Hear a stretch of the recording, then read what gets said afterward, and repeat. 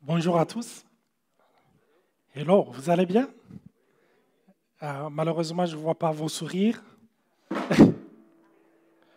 Ok.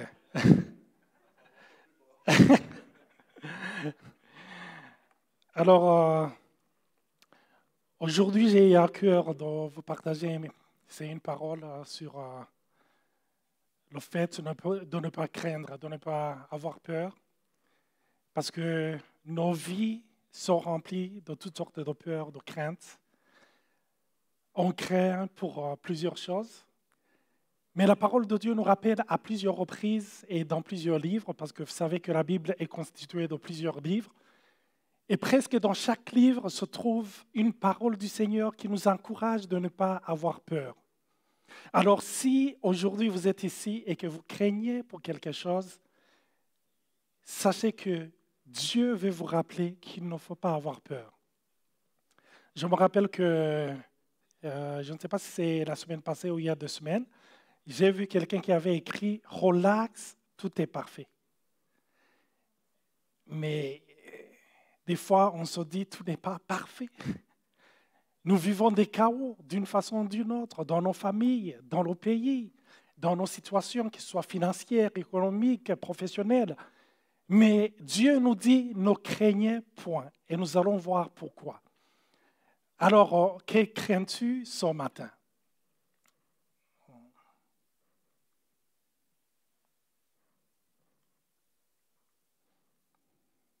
Ne craignez pas.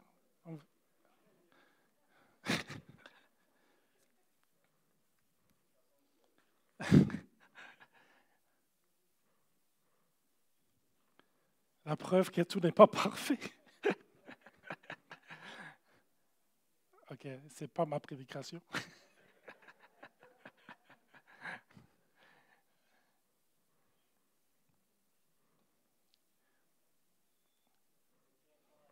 Ah ouais. Ah ouais. Vous savez, cette parole, on en a besoin à chaque instant. Donc, la définition de la crainte, c'est une émotion pénible suscitée par un danger imminent, un mal, une douleur, etc., que la menace soit réelle ou imaginaire. Et souvent, je dis que chaque personne qui se trouve ici ou chaque personne que je rencontre, c'est un scénariste dans sa tête. Parce que quand on a peur, on imagine, on scénarise nos vies et souvent, c'est par rapport au danger, c'est par rapport aux mauvaises choses qui vont arriver dans notre vie. Parce qu'on réfléchit, tu reçois une information et dans ta tête, il y a des scénarios et ça va à une grande vitesse. Tu vois le danger, tu vois le chaos qui va arriver par rapport à l'information que tu as reçue. Donc, souvent, c'est imaginaire, mais des fois, c'est réel. Alors, on va voir ensemble ce que la parole de Dieu nous dit. Dans Ésaïe 40, et Ésaïe, c'est un des prophètes qui a annoncé plus, comme André l'a dit, sur la période messianique, qui a parlé de Jésus. Mais il revient souvent en nous rapportant les paroles de l'Éternel quand Dieu s'adressait à son peuple et qu'il disait « Ne craignez point ». Alors, j'aime ce passage, Ésaïe 40, verset 10. « Ne crains rien, car je suis avec toi. » Amen. Ça me rassure. Savoir que Dieu est avec nous. Ne crains pas, car Dieu est avec toi. Ne promène pas des regards inquiets. Et vous savez, chaque fois qu'on rencontre un problème, une situation pas facile, qu'est-ce qui se passe? On promène des regards inquiets. On essaie de voir d'où nous viendra notre salut. Vous savez, c'est la parole qui se trouve, je pense, dans Psaume 121, quand David dit « J'élève mes yeux vers les montagnes. D'où me viendra mon salut? Le salut vient de l'Éternel, de celui qui a créé la terre et les cieux. Je lève mes yeux. Des fois, tu lèves tes yeux parce que tu penses qu'il y a un ami, un voisin, un parent qui va intervenir. Et c'est là où nous sommes déçus. Et nous disons, les gens sont méchants. C'est parce que Dieu, c'est lui qui destine là où va venir ton salut. Amen. Je te fortifie, je viens à ton secours. C'est lui qui le dit. Et je te soutiens de ma droite triomphante. J'aime aussi dans Matthieu, chapitre 6, verset 25 et verset 27. La parole de Dieu nous dit, ou nous rappelle, c'est pourquoi je vous dis, ne vous inquiétez pas pour votre vie, de ce que vous mangerez, ni pour votre corps de quoi vous serez vêtus. Et j'aimerais vous rappeler, vous tous, que nous portons le meilleur tissu qui a été préparé par le meilleur couturier. Ne regardez pas ma veste, c'est votre corps. Alléluia. Vous grandissez avec. J'allais dire, vous grossissez avec. Vous mincissez avec. Vous n'avez pas besoin d'aller chez le tailleur pour qu'il puisse changer ça. C'est extraordinaire. Ne vous inquiétez pas. Est-ce que la vie n'est-elle pas plus que la nourriture et le corps plus que le vêtement? Qui de vous, par ses inquiétudes, peut ajouter une coudée à la durée de sa vie? Alors, la parole de Dieu nous montre, ou nous dit, nous rappelle à maintes reprises de ne pas craindre. Et vous savez, si la parole de Dieu nous dit « ne craignez point », c'est qu'il y a une raison de craindre. Imaginez si on est dans un terrain de football et que je vous dis « fermez la porte ». Vous allez dire « hey, ça va bien ?» Si Dieu nous dit « ne craignez point », c'est qu'il voit qu'il y a un danger. Sinon, il n'aurait jamais dit « ne craignez point ». C'est qu'il y a des choses qui vont arriver dans ta vie qui vont te pousser à avoir peur. Et vous savez, la peur ou la crainte, c'est un mécanisme naturel. C'est quelque chose que Dieu a implanté en nous pour nous montrer que nous sommes dans un moment que nous ne maîtrisons pas. Et chaque fois que nous vivons une situation qui est hors de notre contrôle, qu'est-ce qui se passe? On a cette peur, on a cette crainte. C'est un message qui nous dit, vous avez besoin que quelqu'un qui est plus fort que vous, qui est plus sage que vous, plus intelligent que vous, interviennent dans votre vie. Amen. La peur nous montre, vous avez besoin de Dieu. Mais souvent, nous occultons cette pensée et nous disons, nous allons régler ça nous-mêmes. Et c'est pour cela que nous demeurons dans la peur. Avec cette situation de crise, la peur s'est accrue dans la vie de plusieurs personnes. Il y a plusieurs personnes qui ont perdu les leurs, qui ont perdu leur commerce, et ils ont encore plus peur. On a peur pour notre santé. On a peur pour nos enfants. On a peur quand nos contrats arrivent à échéance. On a peur pour nos hypothèques. On a peur pour nos voitures. On a peur pour toutes sortes de choses. Mais la parole de Dieu nous dit, ne craignez point. Alors pourquoi ne pas craindre? La première raison, c'est parce que Dieu nous le demande. Est-ce que ça ne suffit pas? Et même si je m'arrêtais ici et qu'on rentrait à la maison, si Dieu l'a dit, ça suffit. Amen. C'est lui qui dit, la chose arrive. C'est lui qui ordonne et elle existe. Il te dit, ne crains point. Et la deuxième raison de ne pas craindre, c'est parce que c'est lui qui nous le demande. Il est omniscient. Et la parole de Dieu nous dit dans Ésaïe 46, verset 10, « J'annonce dès le commencement ce qui doit arriver et longtemps d'avance, ce qui n'est pas encore accompli. Je dis, mes arrêts subsisteront et j'exécuterai toute ma volonté. » Il connaît la chose avant qu'elle arrive. C'est comme si Dieu te disait, « Mon fils, ma fille, cette situation que tu vis, je l'ai vécue avant toi. J'y suis allé, je connais la finalité. Et comme je connais la finalité, ne crains point. » Alléluia. Il connaît toutes choses avant leur fin. Il anticipe tout, il sait tout. Et comme il sait tout et qu'il te dit, ne crains pas. Ne crains pas. Aujourd'hui, tu as un cœur lourd, mais il te dit, ne crains pas. Je connais comment ça va se terminer. Ne crains pas. Et l'autre raison pour laquelle on ne doit pas avoir peur, c'est parce que la crainte nous ronge de l'intérieur. La peur nous dévore. J'ai rencontré des gens qui ont vécu des anxiétés, des peurs énormes, des stress énormes, et qui m'ont dit, Olivier, j'ai commencé à perdre mes cheveux. Ça nous ronge. Vous savez, comme je disais, c'est comme un instinct de survie. Quand on a peur, il y a le sang qui afflue, l'oxygène qui est communiqué aux membres. Il y a les muscles qui sont tendus parce qu'on est prêt à fuir. On est prêt à se battre pour notre survie. Et l'estomac n'est plus irrigué par le sang. C'est ce qui se passe souvent. Et notre estomac est noué. Parce qu'on a peur. Mais cette situation, c'est pour te sauver d'un danger. Mais quand tu le vis sur plusieurs jours, ça te ronge intérieurement. C'est pour cela que Dieu dit, mon fils, ma fille, ça fait longtemps que ton corps souffre. Ne crains pas, fais-moi confiance. Alléluia. Il le dit parce qu'il nous aime. Et l'autre raison, c'est parce que la crainte ne change rien. C'est comme être sur un tapis roulant quand on fait du sport. Et quelqu'un te dit, je viens de faire 10 km. Tu lui dis, t'es rendu où? Il est toujours au même endroit. On a beau suer, on a beau avoir couru des kilomètres, mais on est au même endroit, à la même place. C'est la même chose avec la crainte. La crainte, on fournit trop d'énergie, mais ça ne change rien. Je me rappelle un jour, j'étais avec un ami au Burundi, il y a eu un coup de feu. Bah! Et je le vois qu'il fait comme ça. Et là, je lui dis, oh là là là là là, tu viens de l'esquiver. J'ai été au service militaire et on nous avait dit que quand il y a un coup de feu, quand la balle doit t'atteindre, tu n'entends pas le coup de feu.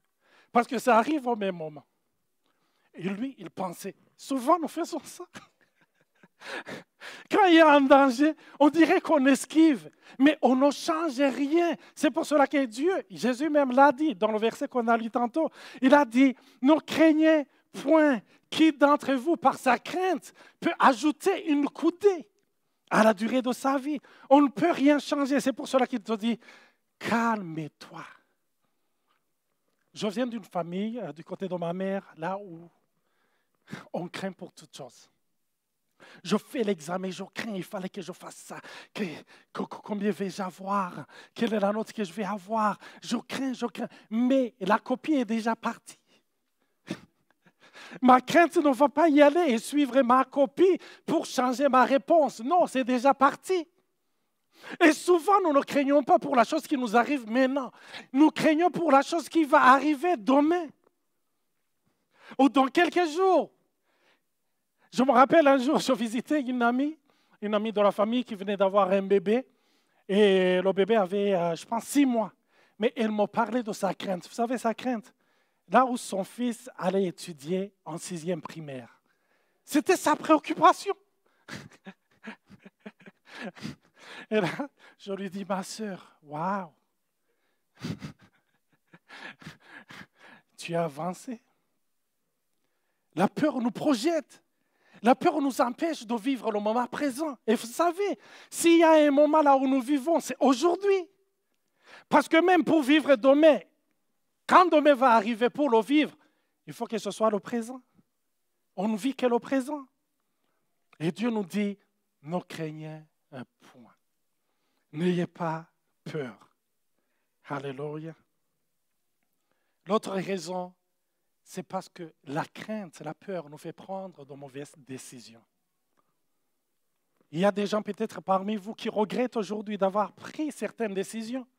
Et ces décisions, nous les avons prises sur un coup de colère à cause de la crainte, à cause de la peur. C'est pour cela que Dieu dit, ne crains pas mon fils, ne crains pas ma fille. Tu dis, Seigneur, pourquoi j'ai le droit de craindre? Non, ma fille, je te comprends, mon fils, je te comprends, mais je sens que tu vas prendre une décision et que tu vas payer le prix cher des années plus tard. Ça vous parle ce matin? Est-ce que ce message vous parle? Ou je parle aux gens qui n'ont jamais craint quoi que ce soit? Si ça ne vous parle pas, ça me parle aussi. Et ça me parle premièrement. Parce qu'on vit dans une société. Quand je suis arrivé ici, vous savez, je viens du Burundi, pour ceux qui ne me connaissent pas. Il y a mes compatriotes qui sont là, des amis du Burundi. Alors, quand on pense au Canada, chers amis, vous qui êtes nés ici, on croyait que c'était le paradis. Et quand on arrive ici et qu'on commence à côtoyer les gens d'ici, mais on se dit, mais hé, Nathalie, apparemment on semble vivre le même stress. Mais quand on arrive ici, et je parlais avec Stéphane dernièrement, je disais, mais pourquoi il y a trop de stress? Et là, il m'a sorti une théorie et j'ai dit, waouh, c'est fort. Il m'a dit, Olivier, tu sais, parce que je disais, depuis que je suis arrivé ici, on dirait que mon stress s'est multiplié par 10. Et il dit, c'est tout à fait normal, parce que plus on a beaucoup de choses pour lesquelles on craint. Moins on a, moins on craint. N'est-ce pas vrai? Quelqu'un qui a 10 millions ne craint pas comme quelqu'un qui a 100 dollars. Quelqu'un qui est à l'aide sociale, il va dire, est-ce que mon chèque va sortir sans moi? Et l'autre, il va dire, combien je vais perdre? Peut-être que j'ai investi dans la bourse ou autre. Plus on a, plus on craint. Est-ce que c'est la raison de ne pas avoir beaucoup? Non, c'est la raison de confier beaucoup au Seigneur. Amen. Alors, on va voir la genèse de la crainte. C'est la première fois où dans la Bible, on nous parle de la crainte. C'est le passage qui se trouve dans Genèse pour recontextualiser les choses. Dans Genèse, on voit que Dieu crée toutes choses. Et ce que j'aime dans la parole de Dieu, la parole de Dieu nous révèle que Dieu a créé l'homme en dernier. Il a créé toutes choses et il a créé l'homme en dernier. Et c'est ce qui se passe souvent avec les parents qui vont avoir des enfants. Ils préparent toutes choses, le berceau, tout ce dont l'enfant aura besoin. Et après, l'enfant vient. Ce n'est pas l'enfant qui vient et qui commence à dire à sa maman, à son papa, mais où se trouve mon berceau? Mais mon berceau, est-ce que avez-vous pensé à mes couches? Non, non, non, non. Les parents, ils pensent auparavant. Et Dieu a créé Adam après avoir créé tout ce dont il aura besoin. Et ça nous renseigne en quoi? Ça nous rappelle quelque chose. Quand Dieu t'amène dans une situation quelconque, c'est qu'il a d'abord préparé. Tu n'es pas arrivé par hasard, mais il a préparé tout avant que tu n'arrives. Amen. Il prépare tout à l'avance. Si tu as un nouveau boulot, sache que Dieu est allé avant toi. Et après, il a dit, maintenant c'est bon, Nathalie, tu peux rentrer. Et quand tu entres là et que tu vois des choses, tu dis, aïe, aïe, aïe, mon Dieu, mon Dieu, mon Dieu, qu'est-ce qui m'arrive? Tu as vu ça? Tu as vu sa réaction? Et Dieu dit, oh, Nathalie, j'étais là avant toi. Et j'ai préparé toutes choses. Tout est bon. Ne crains pas, ma fille. J'ai aplani les sentiers. Amen. Chaque fois que vous avez peur, rappelez-vous, c'est le 6e jour. Depuis le 1er jour, Dieu a préparé la solution. Et là, Dieu dit, ne mangez pas le fruit de la connaissance du bien et du mal, mais mangez de tous les fruits qui sont là. Et après, qu'est-ce qui se passe? Le diable vient et il dit, est-ce que Dieu a-t-il réellement dit, vous ne mangerez pas de tous les fruits? Et là, il dit, oui, il a dit qu'on peut manger de tous les fruits, mais sauf le fruit de la connaissance du bien et du mal. Et là, Satan ou le diable, qui s'était déguisé en serpent, il dit, non, vous n'allez rien avoir. Seulement, vous allez être comme lui. Il y a votre capacité qui va augmenter. Et après, quand ils mangent ça, ils sentent qu'il y a un changement. Parce que Dieu les avait avertis. Il avait dit, le jour où vous en mangerez, vous mourrez certainement. Et souvent, les gens ils sont confus quand ils lisent la Bible. Ils disent, mais quand ils ont mangé ça, ils ne sont pas morts directement. Mais Dieu parlait de la mort. Et quand on parlait de la mort, c'est la séparation. Il y a eu la séparation entre Dieu et l'homme. Et après, il y a eu un chaos même dans la nature. Une séparation même entre l'homme et la création. Après, Dieu descend pour voir l'homme. Mais l'Éternel Dieu appela l'homme et lui dit, où es-tu? Il répondit, j'ai entendu ta voix dans le jardin et j'ai eu peur. Dans l'hébreu, il y a crainte ou frayeur. Parce que je suis nu et je me suis caché. J'ai entendu ta voix et j'ai eu peur. C'est la première fois qu'on mentionne le mot peur ou la crainte. Cette frayeur. Mais, et après il dit, parce que je suis nu. Mais la parole de Dieu nous dit, au chapitre 2, ils étaient nus, mais personne n'en avait honte. Ils étaient déjà nus. Ils ne sont pas devenus nus quand ils ont mangé le fruit. Non, ils étaient nus. Je ne sais pas le temps qu'ils ont passé dans le jardin d'Éden avant de manger le fruit. Je ne sais pas si c'est 10 ans, je ne sais pas si c'est 20 ans, si c'est 100 ans, je ne sais pas. On ne le mentionne pas. Mais peu importe le temps qu'ils ont passé, ils étaient nus, mais couverts de la gloire de Dieu.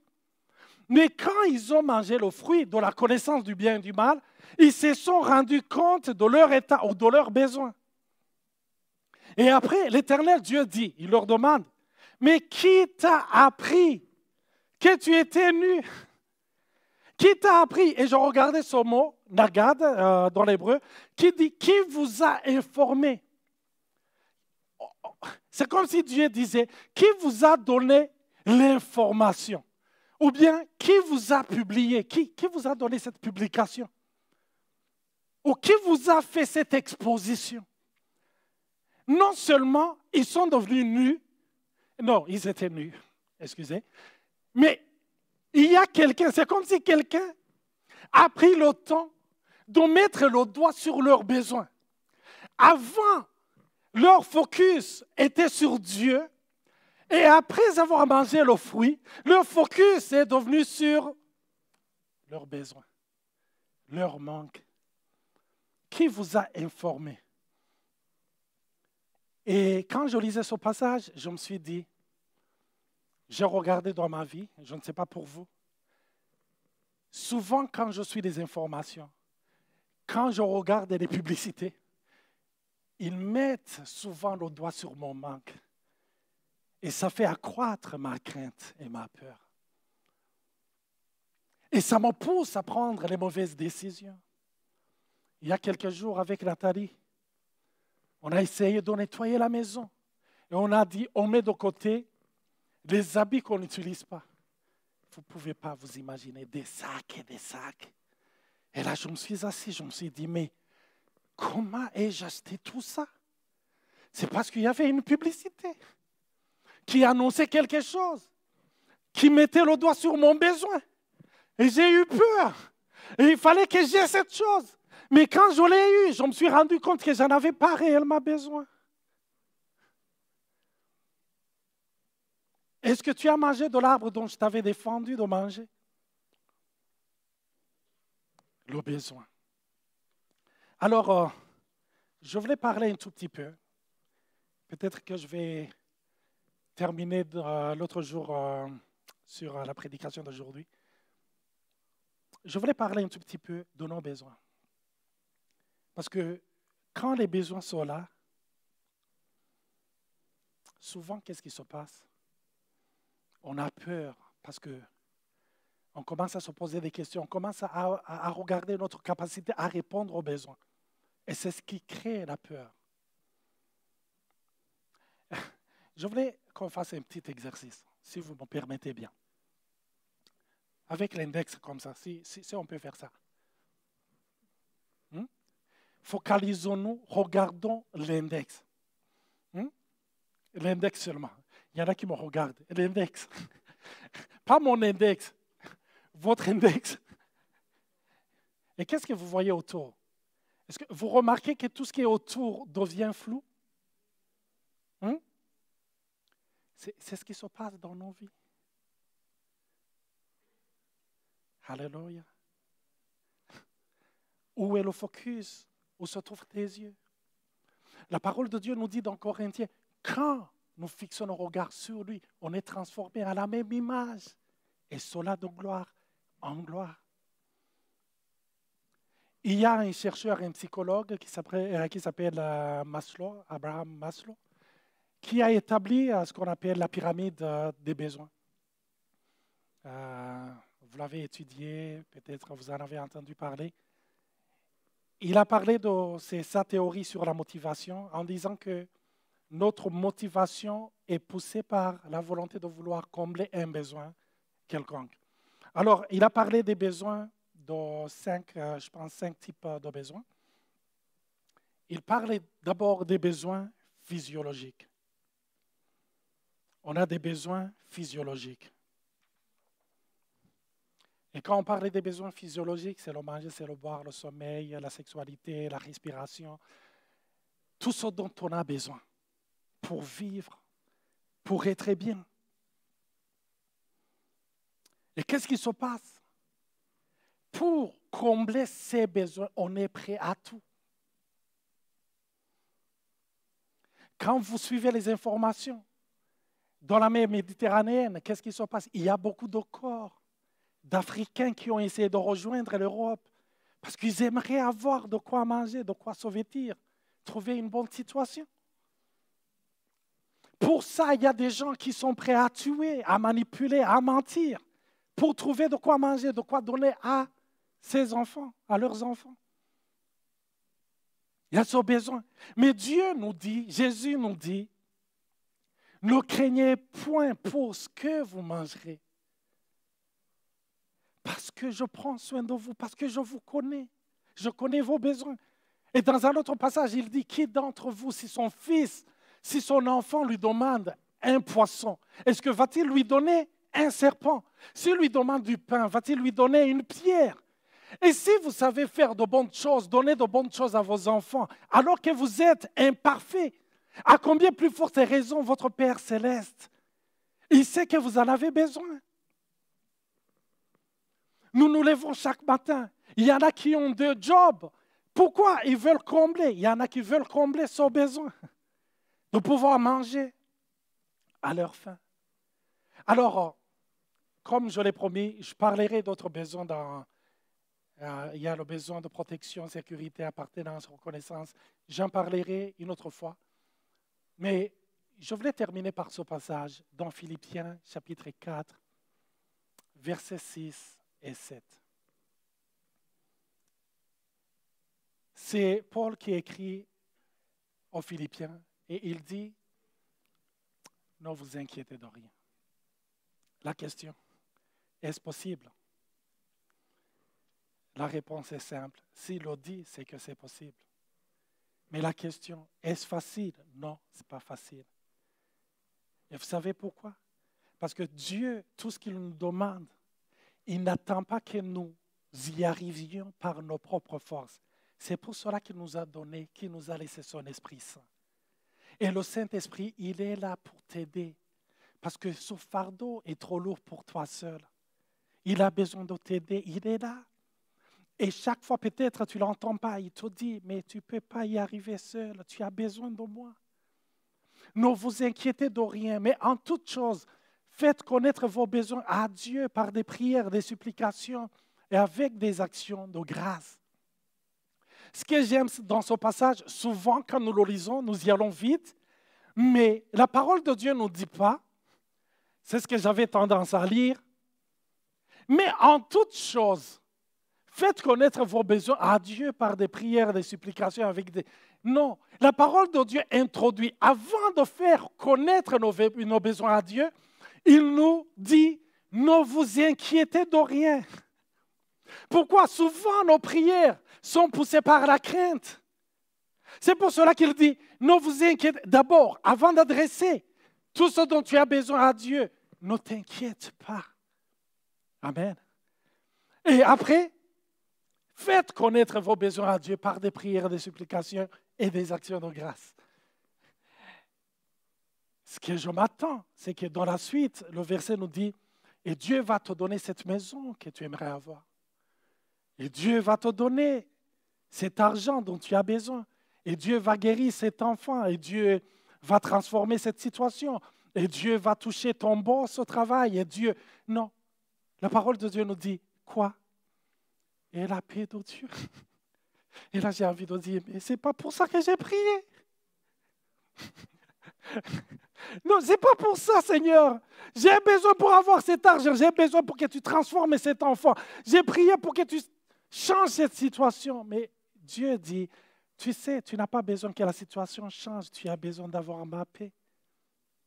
Parce que Shadrach, Meshach et Abednego, Dieu nous les avait préservés pour ne pas aller dans la fournaise. Mais Dieu les a couverts de sa gloire et la fournaise n'a eu aucun effet sur leur vie. C'est ce que Dieu veut accomplir dans nos vies. Il veut nous remplir de sa paix. Que la situation change ou ne change pas, on est rempli de sa paix. On le voit, on est focalisé, c'est lui que nous voyons. Et quand c'est lui que nous voyons, il nous comble de toutes choses. Il nous remplit de sa paix, il nous remplit de sa joie. Et les gens qui sont autour, ils disent, mais comment tu parviens à rire? Ce n'est pas toi qui ris, c'est de l'explosion de ce qu'il a mis à toi. Alléluia. Oui, vous pouvez applaudir. Je ne suis pas allergique à ça. Amen. Et la paix de Dieu qui surpasse toute intelligence. Parce que la paix de Dieu, ce n'est pas la paix qui est basée sur ce que vous avez, ce qui est matériel, ce qui est tangible, mais c'est la paix de Dieu qui surpasse toute intelligence. Cette paix qui vient dans le chaos, quand tu es en plein milieu, mais que tu es rempli de paix et que des fois tu te dis, mais suis-je normal? Oui, parce que tu as compris que tu es dans un autre royaume. Le Québec ou le Canada, ils ont un système social extraordinaire que je n'avais jamais vu. Quand tu as des enfants, ils te donnent des allocations. Quand tu as perdu ton travail, tu as des allocations chômage ou des assurances chômage. Quand tu n'as pas les moyens, ils te donnent l'assurance sociale. Si le Québec, le pays, peut penser à son peuple, à combien plus forte raison le roi des rois pour ses enfants. Il prend soin de vous. Je te prie de fermer tes yeux et de penser à cette chose qui te terrorise ce matin, à cette situation qui cherche à t'enlever la paix, à ce qui s'est passé qui t'enlève ce sommeil. Essaie de repenser à cette situation et dis, Seigneur, merci parce que tu prends soin de moi. Merci parce que tu es là, tu me connais. Et merci parce que si toi tu me le dis, je peux te croire, je peux te faire confiance. Seigneur, je te montre tes enfants ce matin qui ont écouté cette parole. Et chaque personne qui va suivre cette parole à travers les réseaux, c'est, Seigneur, touche, interviens, manifeste-toi. Et merci, Seigneur, d'infuser ta paix, cette paix qui surpasse toute connaissance. On a besoin qu'elle nous couvre. On a besoin de rayonner de ta joie. Merci, Seigneur, parce que tu ne changes jamais. Tu es le même hier, aujourd'hui et pour l'éternité. Que toute la gloire te revienne, Papa. Au nom de Jésus, nous te le demandons. Amen. Nous pouvons applaudir pour le Seigneur.